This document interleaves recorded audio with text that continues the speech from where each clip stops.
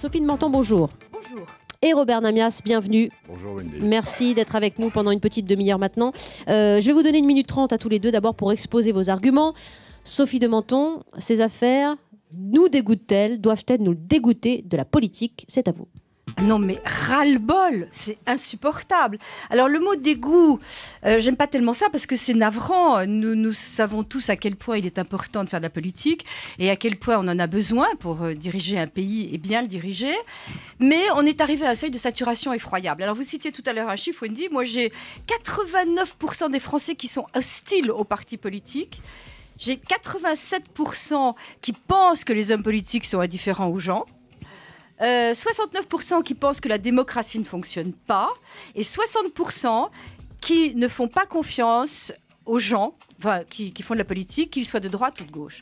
Donc on est arrivé quand même franchement à une saturation effroyable. Et puis ce qui est inquiétant, c'est que c'est la confiance dans les élites aussi qui est en train de disparaître.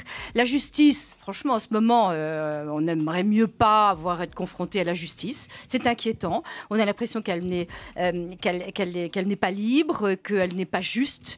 Et on sait aujourd'hui que lorsqu'on a affaire à la justice, on peut avoir un véritable sentiment d'injustice quant aux procès qui sont rendus. Donc on est complètement désarçonné à un moment où il y a une crise mondiale, une crise économique, et où finalement on a des hommes politiques qui ne pensent qu'à une chose, c'est faire de la politique.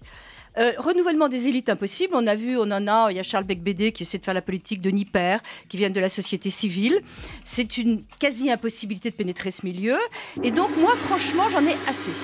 Voilà, ras-le-bol. C'est le ras-le-bol et vous allez le décliner jusqu'à 14h. On verra si les auditeurs vous rejoignent sur le sujet. Ras-le-bol de ces politiques pourries. Alors, est-ce qu'on est pour autant tombé dans le tous pourri? Je ne sais pas. En tout cas, vous soutenez au contraire qu'il y a un distinguo, vous, Robert Namias, entre ces affaires et la classe politique dans son ensemble. Oui, tous pourris. Alors, je sais pas, c'est peut-être l'effet de l'âge et de l'expérience et 45 ans de journalisme politique. Mais du coup, j'ai été regarder un peu ce qui s'était passé depuis les débuts de la Ve République, ça fait plus de 50 ans, et depuis que moi je fais ce métier. Est-ce que vous savez combien il y a eu d'affaires en 50 ans? 130. 130 toutes aussi connues, je ne vais pas les énumérer, mais je pourrais, j'ai pris la liste si jamais vous m'interrogez dessus, donc 130 toutes aussi connues les unes que les autres, et qui à chaque fois ont généré exactement les mêmes propos, le même tous pourris, le même la République des juges, le même les corporatismes de tout genre. Donc, en réalité, si j'ose dire, rien de nouveau sous le soleil. Alors, évidemment, faut-il pour autant s'en satisfaire? Certainement pas. S'en inquiéter? Oui, mais pas plus que, je dirais, il y a 10 ans, 15 ans ou 30 ans. Et il faut surtout essayer de comprendre pourquoi aujourd'hui ça a un tel retentissement.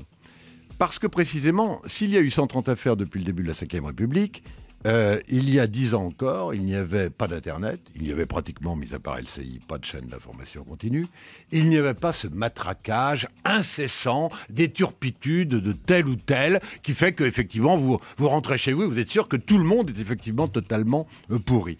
Donc, je crois que la vérité, c'est que, à l'inverse, et il ne faudra jamais l'oublier, et j'en termine là-dessus, et je pense que c'est vraiment l'objet du débat, il faut se souvenir qu'il y a plus de 600 000 élus en France, et que c'est leur faire insulte, et je voudrais bien qu'on en parle pendant toute cette demi-heure, c'est leur faire insulte que de laisser penser et de laisser dire que tout le monde est pourri dans le monde politique. Alors c'est au contraire le lieu d'un incroyable dévouement. Sophie de Menton. Alors vous avez en particulier tout à fait raison sur les maires, puisque...